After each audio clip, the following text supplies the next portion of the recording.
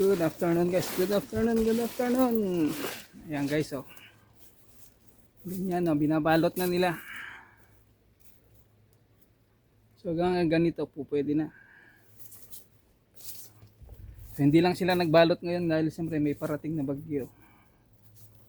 So kami rin, tatry din namin ni Mrs. yung sa amin. Ayan guys oh. Ayan nakabalot. Yung dilaw, it means yan yung unang bunga na ano, yan yung una nilang binalot. Then yung puti, yon yung ano, sumunod. Ganyan din yung ginagamit pambalot ng mansanas. Ayan din ginamit nila. Yung mga hindi binalot guys, ayan o. Ayan o, may kagat. Ayan, nakita nyo yan no. Ayan, ayan. May mga kagat yan, di binalot. Yung mga ano lang, yung walang ano, yung hindi kinagat ng fruit borer. Yung mga hindi kinagat ng fruit borer, hindi nila ano, yun ang binalot. Ano, kita nyo yan, may mga ano, yun hindi binalot. Habang maliit pa na ganyan, pag wala, gaya yan, babalutin na sana kaso nga, may bagyo parating. Andito tayo guys sa backyard. So ito na yung passion fruit nila Bayaw. Diba mas nauna pang namunga yung sa amin. Kasi sa kanya lahat ng sanga tinanggal. Kay Mrs. inakyat niya lahat yung sanga. Saka yung isang purpose ni Bayaw nung unang ano niya. Ayan guys oh. Pinutol din yung sanga dito, yung isa, dalawa, tatlo na sanga, yun ang pinaano niya. Kumbaga yung sa amin is yung mga yung pinaka-main niya diretso, hindi ano, hindi pinutol. Dito ganun lahat yung ginawa guys, pinutol. May kanya-kanyang diskarte. Pwede rin palang putulin mo para ano, kung ano lang yung sanga na ano. Yung sa amin naman hindi naputol kaya ang daming bunga kasi lahat ng sanga inakyat pa ni Mrs. So ayan guys oh. Siyempre kasi ito pang benta. Yung tinanim ni Mrs. kasi for ano lang yun, practice niya muna. Pag okay at medyo maganda yung presyo, saka dadamihan. Siyempre medyo ano pa, papraktisin muna namin kung paano alagaan to, diskarte. Kasi ayan guys, oh, siyempre puro may ganyan. May mga kagat na ganyan reject. So andyan din yung mga lemon niya, ganyan din sana yung gusto ko, kaya lang siyempre hindi natin lupa yun, dito lupa ni Bayaw to.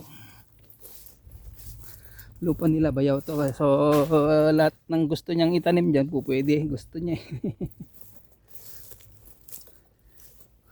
Ayan guys oh, oh. Yung ano nila upo, oh, daming bunga di ba? Ayan oh, may gabi rin na ganyan. Kung anong nakita ni Mrs. na meron sila Bayaw, pag meron din, magtatanim din. Yan, ikot tayo dito sa backyard garden. Kasi matagal na tayong walang update dito sa backyard. Ito rin yung nasa short video natin, oh. Hindi pa nila binalot. Persimmon. Pang sarili lang yan na ano. Kasi ganyan yung unang tanim nila rito noon, prutas, yung persimmon. Din pinalitan nila ng gulay. Ayan oh, marami siyang tanim na ano, yung white gourd. Dito, ayan oh. Mostly ito guys, sa winter mo to makikita o bare months. Itong mga ganito. Dito tayo sa linya na to, oh, 'di ba? Andito rin yung mangga. Yan lang tirahan namin oh. Yan yung tirahan namin guys. 2 bedrooms lang yan.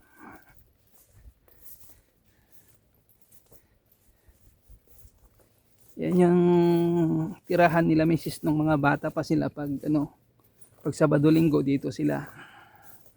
Lahat sila Mrs. dito sila. Pag school days doon sila sa bayan.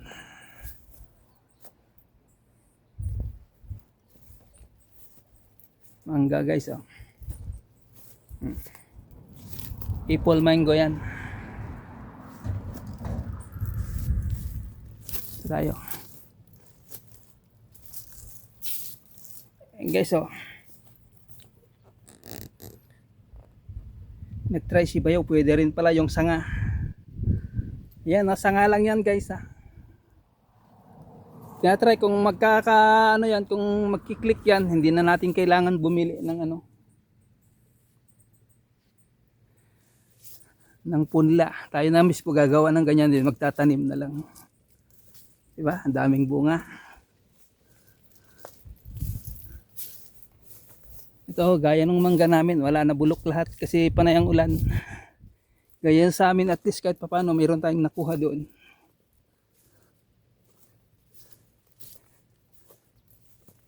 Diba? Gandang pagmasdan. Daming bunga. Sarap yung dito lang naglalakad-lakad, nagmuni-muni. Pag nagutom, pwedeng kumuha dyan. Kainin. Ayan guys, oh, yung upo. Ayan, oh, bawat sanga may may bunga. Ayan guys, oh, ayan yung fruit borer na sinasabi ko. Ayan, oh. Ayan. Ayan dyan. Ganyan ang itsura pag nakagatan.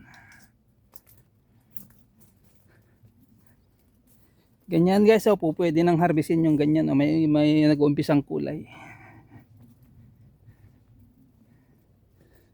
Ito yung nasa short video natin dito banda, oh. Ayan, oh. Ayan, oh, malalaki na. Oh, di ba? Ang dami rin upo rito. Bukas yan guys, ang harvest niyan, upo na yan. Palalakihin pa nila na nga, paabutin nila, palampasin na 1 kilo. Oh, ito yung nyo, isang linya. Isang linya na white gourd.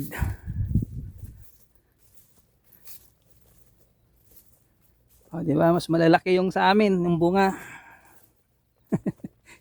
Yung nandun sa garden to. Mga ganito yung sa garden to. Ganyan itsura ng pwede nang ma-harvest. May konting batik-batik na o parang yung buhok-buhok na. Hindi na kalbo. Pansin nyo yung kalbo, pag medyo habang tumatanda, nagkakabuhok, baliktad. O, dyan, pinalitan na nila. Oh. Boundary, dyan naman sa tsuhin. O, dito naman, wala na yung mais, doon na lang kalabasa. Dito guys yung kalabasa. Oh. Tsuhin naman ni Mrs. to. Tsuhin nila.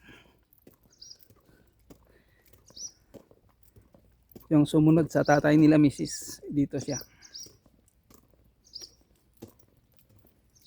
Ganito guys, pag pwede nang harvestin, ganyan tsura. Ayan, oh, kinagatan, oh.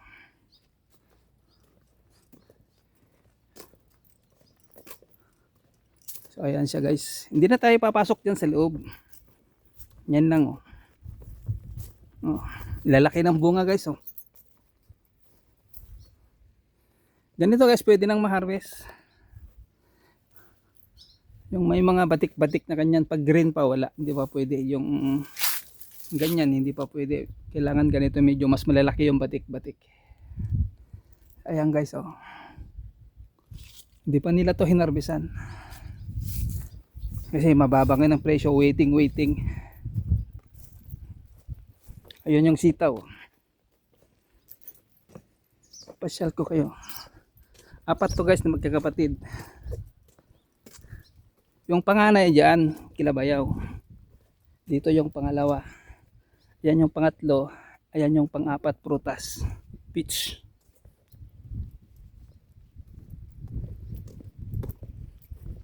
Ayan guys, patola. Ewan ko kung anong patola. Baka parehas na naman yung white gourd.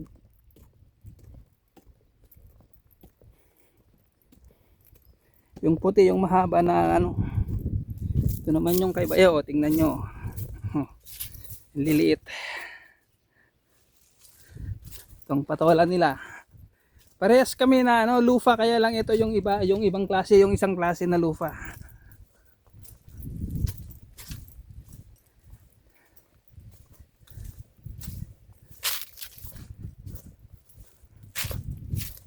Sino nyo guys, oh. Hindi siya, ano siya, medyo maputla. Yung sa amin is black green ang itsura, green na green. Parang ampalaya yung itsura. Nandyan yung mga lemon nyo. Diba? Sabi, mga bare months daw yan. Baka pwede ng ano yan, magkabulaklak, mamunga. Kasi grafting lang yan guys. Ayan yung pagkadugtong nyo. Ayan. Ayan yung dugtungan. Pansin nyo, pati itong ano natin, lost thread na yung ano niya, lock. Ito yung nilalagay nilang ano, chicken manure, yung ano, yung pinag-anuhan ng maliliit pa. Ganyan yung may ano ng palay. Pag yung growing period pa lang ng mga manok maliliit pa o 20 days. Ganyan yung mga nilalagay nila na ano, pinag-anuhan ng manok. Pag yung mangingitlog na, yung pure na nga na ganito, ang tae. Ganyan na yung ilalagay sa mga ano. Yan yung layo. 2 feet. 2 feet guys ang layo ng pataba. Pansin nyo, ganun din ako maglagay nung sa ano, sa patola, 2 feet or 1 meter away. Pag namumunga na, huwag na ilagay dyan sa pinakamalapit kasi nandito na yung ugat. Nag-spread na gaya ng mga sanga.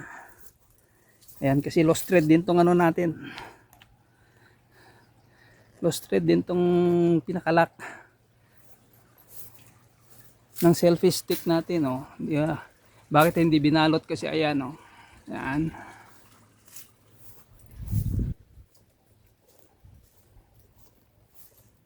Oh, may istakan din ng tubig si bayaw dyan. Ito guys, so gagayahin ko to. Gagayahin namin to.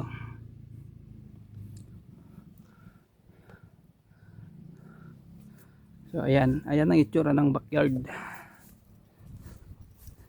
So let's go na guys. Let's go na, let's go, let's go. Bye bye na. Ayan.